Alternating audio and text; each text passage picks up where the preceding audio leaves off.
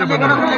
आज से 72 साल पहले जब जंग आज़ादी की लड़ाई लड़ी गई और हिंदू मुसलमान सिखों ने सबने मिलकर लड़ाई लड़ी, उस वक्त तो ये कभी नहीं कहा था कि देश आज़ाद होने के बाद 70 साल के बाद मुसलमानों को निकाल देंगे। हमको तो ये लगता है कि अमित शाह और मोदी जी के पीछे कोई विदेशी ताकत काम कर रही है जो इस मुल्क को टुकड़े करना चाहती है, क्योंकि ये मुल्क हमारा सुपर पावर है और इसलिए इस मुल्क को बाहर की विदेशी ताकतें ख़राब करना चाहती है। हिंदू मुसलमान को लड़ा के हमने इस देश को आज़ाद कराने के लिए बड़ी कुर्बानियाँ दी हैं, बच्चे शहीद कराए हैं, मकान जलवाए हैं, बच्चे यतीम हो गए, तो ये मुल्क आज़ाद हुआ है। जो लोग इस मुल्क को तोड़ने की कोशिश कर रहे हैं, हिंदू मुसलमान सिखों में प्रोटेक्शन डालने की कोशिश कर रहे हैं, वो कभी कामयाब नहीं हो सकते।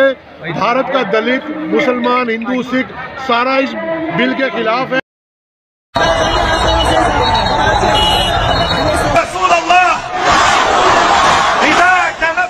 সম্প্রতি ভারতে ইসলাম ধর্ম নিয়ে বিতর্কিত মন্তব্য করেন মহারাষ্ট্রের হিন্দু ধর্মের এক প্রচারক।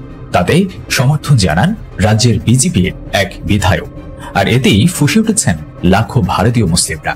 এক প্রতিবেদনে ভারতীয় সংবাদ মাধ্যম হিন্দুস্তান টাইমস এই তথ্য জানায়। मुस्लिम धर्मामध्ये स्त्रियांवर जे हत्या घडतात त्याला कारण आहे, अत्याचाराचं हेच कारण आहे की त्यांचे आदर्शच अत्याचारी होते।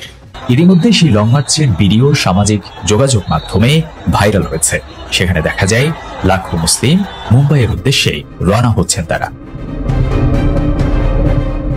প্রতিবেদনে বলা হয়, মহানবী হযরত মুহাম্মদ সাল্লাল্লাহু আলাইহি ওয়াসাল্লামকে অবমাননার অভিযোগকে কেন্দ্র করেই এই লং মার্চ করেন মুসলিমরা।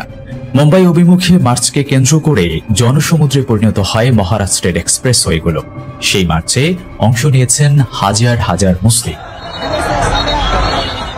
এই ঘটনা শুরু হয় চলতি মাসের প্রথম দিকে। মহারাষ্ট্রের এক ধর্মীয় সভায় মহানবী হযরত মুহাম্মদ সাল্লাল্লাহু আলাইহি ওয়াসাল্লাম এবং ইসলাম ধর্ম নিয়ে কটূক্তি করেন বিতর্কিত ধর্মীয় প্রচারক রামগিরি মহারাজ, যাতে সমর্থন দেন রাজ্যের বিজেপি বিধায়ক নিতেশ রানা। শুধু তাই নয়, মসজিদে ঢুকে মুসলিমদের উপর হামলা চালানোর হুমকি দেন কট্টর এই হিন্দুত্ববাদী এই নেতা। अगर कुछ भी मस्जिद तुम लोगों ने किसने भी की तो तुम्हारे मस्जिदों के अंदर आके चुन चुन के मारेंगे, इतना ध्यान में रखो। নিদেশের এই মন্তব্যে তোলপাড় সৃষ্টি হয় গোটা রাজ্যে। ধর্মীয় অবমাননা এবং রাজ্যের শান্তি ভঙ্গের অভিযোগে দায়ের করা হয় একাধিক মামলা। এর মধ্যে চলো মুম্বাই হ্যাশট্যাগে ছেয়ে গেছে, আসছে না, এর জন্য দায়ী করছেন বাংলাদেশের মিডিয়াগুলোকেও।